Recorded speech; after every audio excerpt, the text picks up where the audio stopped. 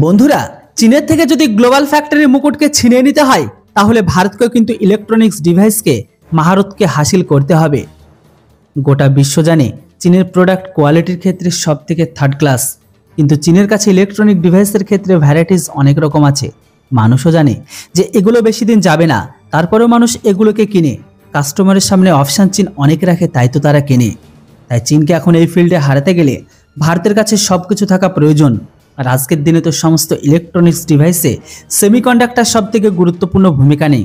যে সমস্ত দেশগুলোর কাছে চিপটা আছে সে তো এই ফিল্ডে এখন রাজ করছে। আর এই কারণে প্রধানমন্ত্রী নরেন্দ্র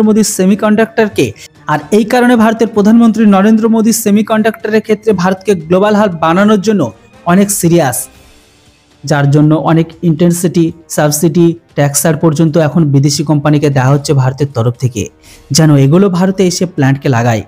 যেখানে এখনো পর্যন্ত তাইওয়ানের ফক্সকন আর আমেরিকান মাইক্রন কোম্পানির সেমিকন্ডাক্টরের ক্ষেত্রে তাদের নিবেশকে করেছে, কিন্তু এই লিস্টে ইসরায়েলের নামটাও যুক্ত হয়েছে। হ্যাঁ বন্ধুরা, আর এখন ইসরায়েল এতে ভারতে নিবেশ করার জন্য যে ইনভেস্টমেন্টের কথা শুনেছে সেটাকে দেখে সমস্ত দেশের হুঁশ উড়ে গেছে যে কেউ এতটা পয়সা ইনভেস্ট কিভাবে করে। দেখুন বন্ধুরা, এটা হচ্ছে ভারতবর্ষের রিপোর্ট, যেটা অনুসারে জানা যাচ্ছে ইসরায়েল প্রায় 66,000 কোটির ফাইল ভারত সরকারের কাছে পাঠিয়ে দিয়েছে। তারাও ভারতের সেমিকন্ডাক্টর প্ল্যান্টকে নিয়ে নিবেশ করতে পারে।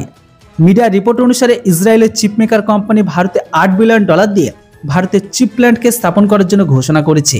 যেটির অনুসারে ভারত টাওয়ার সেমিকন্ডাক্টর ভারতের ভেতরে 65 ন্যানোমিটার আর 40 ন্যানোমিটার চিপসকে নির্মাণ করবে। যে চিপসগুলো আজকের দিনে ভারতের smart watch, smart shoe, smart cloth, smart glasses, smart pack আর ব্রেসলেটের মতো এমন অনেক প্রোডাক্টে ব্যবহার করা হবে সেগুলো। টাওয়ার সেমিকন্ডাক্টরের মুখ্য আধিকারিক জানিয়েছে ইসরায়েলের দ্বারা এই প্রস্তাব যদি ভারত সরকার স্বীকার করে নেয় তাহলে ভারতের ভেতরে এটি চিপ মেকিং এর ক্ষেত্রে ভারতকে অনেক বড় একটা বুস্ট দেবে। সাথে আমরা ডিফেন্স ইকুইপমেন্টের ক্ষেত্রেও আমরা একটা নতুন মাইক্রোচিপকে নির্মাণ করব, যেন ভারতীয় সেনার জন্য আরও হাইটেক অস্ত্রকে বানানো যায়। এখন শুধুমাত্র অপেক্ষা ভারতীয় সরকারের। যদিও বন্ধুরা এটা তো অনেক একটা বড় ব্যাপার যে ইসরায়েল যখন নিজে এখন বিপদের মধ্যে আছে, সেই দেশ ভারতের ভেতরে $1 বিলিয়ন ইনভেস্টমেন্ট করার জন্য প্রস্তুত। ইসরায়েলের টেকনোলজি তো গোটা বিশ্বে A1 কোয়ালিটির, যেটা আপনাদের নতুন করে বলার কিছু নেই। বন্ধুরা এবার আপনারা বলুন, আমাদের পরম মিত্র বা আমাদের ব্রাদার ইসরায়েলের সাথে কি কাজ করা উচিত? অবশ্যই আপনাদের মতামত এই বিষয়ে কমেন্ট বক্সে লিখে জানাবেন। আর হ্যাঁ, ভিডিও আর ইনফরমেশন ভালো লাগলে কেউ চ্যানেলটিকে সাবস্ক্রাইব করতে ভুলবেন না। Thanks for watching. জয় হিন্দ, বন্দে মাতরম।